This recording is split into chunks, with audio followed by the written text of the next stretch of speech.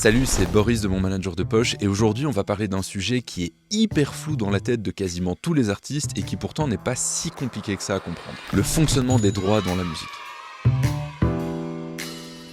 Alors évidemment, le but de cette vidéo, c'est pas de te transformer en avocat. De toute manière, j'en aurais pas les compétences. Mais ici, j'ai vraiment envie de vulgariser à outrance le fonctionnement des droits dans la musique pour que tu puisses au minimum t'y retrouver. Alors évidemment, si tu veux te renseigner à fond sur le fonctionnement des droits, je vais te mettre plein de ressources en description de cette vidéo. Mais je vais te donner ici ma vision ultra simplifiée pour comprendre comment ça fonctionne et quelques moyens mémotechniques pour réussir à t'en rappeler. On va commencer avec un type de droit que tu connais plus que probablement déjà, les droits d'auteur. Les droits d'auteur, c'est vraiment le gros morceau. Souvent, en tant qu'artiste, quand tu dois donner des pourcentages, dans ta tête, c'est d'office des pourcentages sur les droits d'auteur. Or, ça dépend vraiment du type de contrat que tu es en train de signer et du partenariat que tu es en train de tisser avec un professionnel. Tu comprendras en fin de vidéo qu'en fait, les droits d'auteur, ça représente pas tous les corps de métier de la musique. Dans cette catégorie, tu vas retrouver exclusivement les auteurs, autrices, compositeurs, compositrices, les arrangeurs et les producteurs, productrices artistiques. En gros, ceux qui créent la musique. Si tu fais partie de ces personnes-là, tu vas donc te tourner vers les droits d'auteur et en Belgique, tu seras représenté par la SABAM. J'avais d'ailleurs interviewé Olivier Maeterlinck, qui est le représentant de la SABAM. Je te mets une fiche ici si tu veux en savoir plus. Alors évidemment, si tu as un morceau qui commence à passer en radio, qui est diffusé un petit peu partout, la SABAM va aller chercher tous les droits d'auteur que ça a généré et va te redistribuer ta part. Alors super cool, tous les auteurs, autrices, compositeurs, compositrices sont super contents, mais il y avait une catégorie d'artistes qui n'étaient pas représentés par les droits d'auteur et qui légitimement pourraient demander sa part du gâteau. Et c'est de là qu'est apparue la deuxième catégorie de droits, les droits voisins.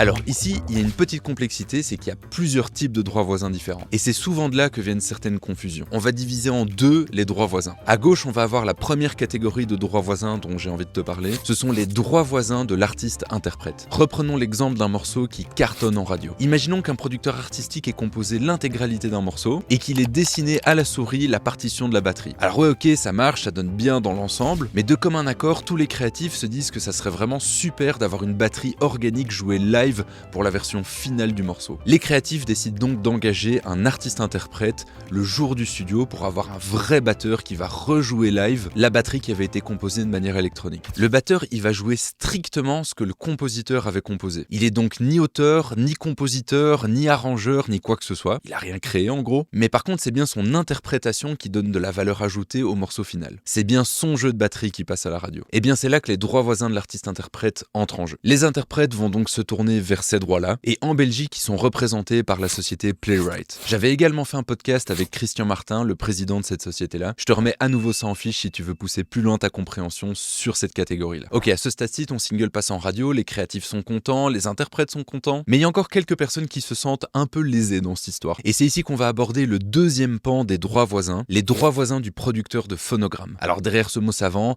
toi t'as juste à retenir que le producteur de phonogramme, c'est celui qui a produit, qui a mis les sous dans le projet en gros. Les producteurs financiers vont donc se diriger vers les droits voisins des producteurs de phonogrammes, et eux sont représentés par la société Simim en Belgique. Bon, évidemment, il faut toujours un petit peu complexifier tout ça. Il y a deux spécificités que je vais détailler ici dans les droits voisins du producteur de phonogramme. Premièrement, en Belgique, la Simim ne va pas aller récupérer les droits voisins du producteur de phonogramme numérique. Ça veut dire qu'à chaque fois qu'il y a des ventes ou des diffusions qui vont générer ce type de droits dans le numérique, l'argent ne va pas être récolté par la Simim, mais par ton distributeur numérique. Pour rappel, ton distributeur numérique, c'est la plateforme que tu as utilisée pour être disponible un peu partout, sur Spotify, Apple Music, Deezer. Il y a de fortes chances que tu sois passé par DistroKid, iMusician ou encore TuneCore ou Believe. Il en existe évidemment plein d'autres, mais tu verras que sur toutes ces plateformes-là, il y a un compte où tu vois de l'argent un petit peu s'accumuler. Et ben cet argent, c'est pas des droits d'auteur, c'est pas des droits voisins de l'artiste-interprète, c'est vraiment des droits voisins du producteur financier. La deuxième spécificité de la Simim, c'est qu'ils ont scindé leur société en deux. D'un côté, la Simim pour les droits voisins du producteur de phonogramme, donc la partie audio, si tu veux. Et de l'autre, ils ont leur société sœur Imagia, qui va aller également récolter des droits voisins du producteur financier, mais uniquement pour tout ce qui va être audiovisuel. Donc en gros, par exemple, la personne qui a financé le clip derrière ton single phare.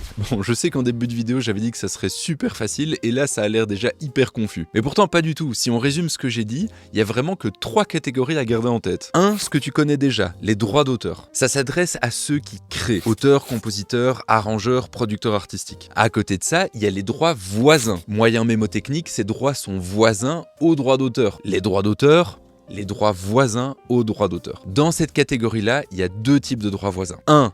Les droits voisins des artistes-interprètes. Son nom est assez clair, ça protège ceux qui interprètent. 2. Les droits voisins du producteur financier. Et là, d'un côté, on a celui qui finance l'audio, et de l'autre, celui qui finance les clips. La seule spécificité à garder en tête pour la Belgique de ce côté-là, c'est que la CIMIM ne va pas aller chercher tes droits voisins du producteur financier sur le web. Ça, c'est ton distributeur numérique qui va porter ce rôle-là. Donc en gros, l'argent qui est sur ton compte DistroKid, pour rappel, c'est des droits voisins du producteur financier, pas des droits d'auteur ou des droits voisins de l'artiste-interprète. Désolé pour l'ardite, mais je pense que c'est un message qui est important d'imprimer, parce que finalement, c'est pas si compliqué que ça, mais on pourrait vite confondre l'un ou l'autre droit, et c'est là où finalement on finit par plus rien comprendre. Quasiment l'intégralité des artistes que je reçois en coaching me disent que leur rêve, c'est de signer dans un label. Mais quand je creuse un tout petit peu, je vois que l'artiste en face de moi n'a pas spécialement compris précisément c'est quoi le job d'un label. Et j'ai remarqué avec les années que le fait de comprendre le fonctionnement des différents types de droits va t'aider à savoir si tu as plutôt besoin d'un éditeur ou d'un label. Car oui, ce sont deux structures qui n'ont absolument rien à voir. Alors attention, à nouveau ici, je vais ultra vulgariser un petit peu comme dans tout le reste de la vidéo, mais c'est vraiment pour que tu puisses bien comprendre tout ça. En gros, il existe deux types de structures dans lesquelles tu peux signer ton projet. On a d'un côté les éditeurs qui vont t'aider à créer, et de l'autre, les labels qui vont t'aider à exploiter ton produit fini. Si par exemple, t'es un ou une auteur-compositeur de malade, mais que t'as du mal à fignoler les morceaux, et du coup, t'as plein de démos mais qui sont pas encore finis, eh bien te tourner vers un éditeur pourrait faire sens. Cette structure va pouvoir t'aider dans ta recherche de production artistique, ils vont pouvoir t'apporter des featuring ou éventuellement te mettre toi-même en featuring chez des plus gros artistes. Bref, en gros, ils vont t'aider dans la création de ton œuvre. En échange, l'éditeur, vu qu'il t'aide dans la création,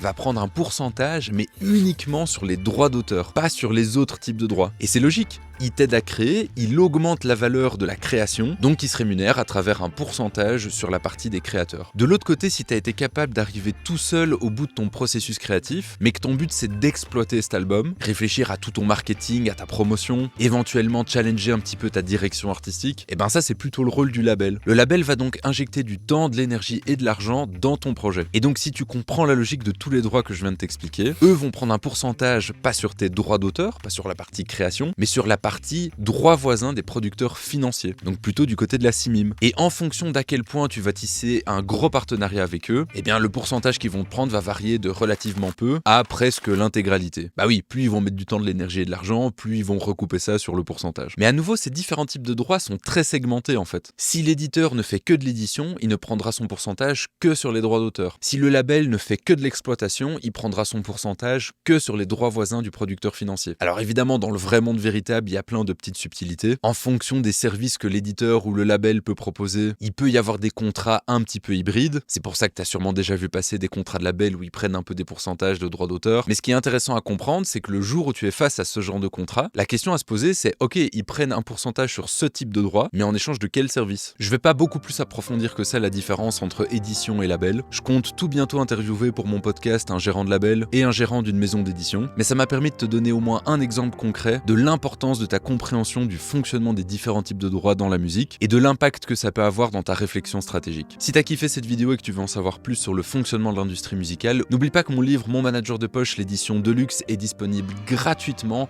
en téléchargement juste ici en dessous. Une fois que tu l'auras téléchargé, tu auras accès à l'intégralité de mes conseils sur comment développer un artiste émergent, et en plus tu seras automatiquement inscrit à ma newsletter où j'essaye de tous les dimanches te donner un conseil supplémentaire sur le fonctionnement de l'industrie musicale. N'hésite pas à me poser tes questions en commentaire, je prends le temps de répondre à absolument tout le monde, et dis-moi de quel sujet tu veux que je parle dans les prochains épisodes ou les prochains podcasts. C'était Boris de Mon Manager de Poche, encore merci pour ton attention et à tout bientôt. Ciao.